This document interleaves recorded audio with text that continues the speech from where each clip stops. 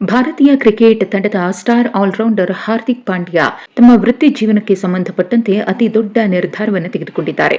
ಹೌದು, ಇಷ್ಟು ದಿನಗಳ ಕಾಲ ಹಾರ್ದಿಕ್ ಪಾಂಡ್ಯ ಮುಂಬೈನಲ್ಲಿ ವಾಸವಾಗಿದ್ರು. ಆದ್ರೆ ಇದೀಗ ಮುಂಬೈಯನ್ನ ಬಿಟ್ಟು ಬೆಂಗಳೂರಿಗೆ ಅವರು ಶಿಫ್ಟ್ ಆಗಿದ್ದಾರೆ. ಈ ದೊಡ್ಡ ನಿರ್ಧಾರದ ಹಿಂದಿನ ಕಾರಣ ಏನು ಅನ್ನೋದನ್ನೇ ಈ ರಿಪೋರ್ಟ್ನಲ್ಲಿ ನೋಡೋಣ. ತಮ್ಮ ಕ್ರಿಕೆಟ್ ಜೀವನವನ್ನ ವೃದ್ಧಿಸಿಕೊಳ್ಳಲು ಹಾರ್ದಿಕ್ ಪಾಂಡ್ಯ ಸದ್ಯ ಮುಂಬೈನಿಂದ ಬೆಂಗಳೂರಿಗೆ ಶಿಫ್ಟ್ ಆಗಿದ್ದಾರೆ. ಬಿಸಿಸಿಐನ ಸೆಂಟರ್ ಆಫ್ ಎಕ್ಸಲೆನ್ಸ್ನಲ್ಲಿ ತರಬೇತಿಯನ್ನ ಪಡೆಯಲಿದ್ದಾರೆ. ಈ ಕೇಂದ್ರವನ್ನೇ ಶಾಶ್ವತವಾಗಿ ತಮ್ಮ ನೆಲೆಯಾಗಿಸಿಕೊಳ್ಳುವ ನಿಟ್ಟಿನಲ್ಲಿ ಹಾರ್ದಿಕ್ ಪಾಂಡ್ಯ ನಿರ್ಧಾರವನ್ನು ತೆಗೆದುಕೊಂಡಿದ್ದು, ಆ ಮೂಲಕ ಬೆಂಗಳೂರನ್ನೇ ತಮ್ಮ ನೆಲೆಯನ್ನಾಗಿ ಮಾಡಿಕೊಳ್ಳಲು ನಿಶ್ಚಯಿಸಿದ್ದಾರೆ ಅನ್ನೋದು ಗೊತ್ತಾಗ್ತಿದೆ.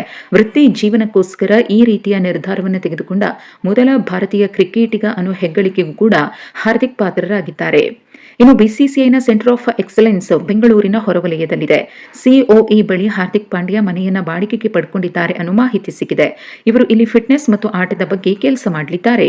ಹಾರ್ದಿಕ್ ಪಾಂಡ್ಯ ಇನ್ನೂ 5ರಿಂದ 6 ವರ್ಷಗಳ ಕಾಲ ಕ್ರಿಕೆಟ್ ಆಡುವುದಕ್ಕೆ ಬಯಸಿದ್ದಾರೆ ಅನ್ನೋ ಮಾಹಿತಿ ಇದೆ. ಹೀಗಾಗಿನೇ ಫಿಟ್ನೆಸ್ ಅನ್ನ ಕಾಪಾಡಿಕೊಳ್ಳುವುದು ತುಂಬಾ ಇಂಪಾರ್ಟೆಂಟ್ ಆಗುತ್ತೆ.